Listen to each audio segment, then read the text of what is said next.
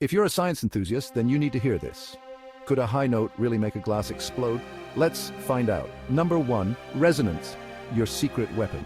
Every object, including that delicate wine glass, has a natural frequency. Think of it like the glass's unique musical note. But here's the twist. When a sound matches this natural frequency, something incredible happens. The glass starts to vibrate.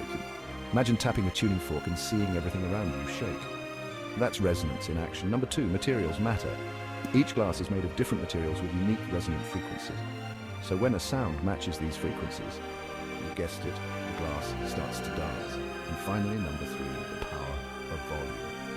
Glass is brittle and louder sounds make it vibrate more violently. Crank up the volume and it's like hitting the glass with an invisible hammer, causing it to shatter into pieces. Curious yet? Now you know the secret behind the singer shattering the glass.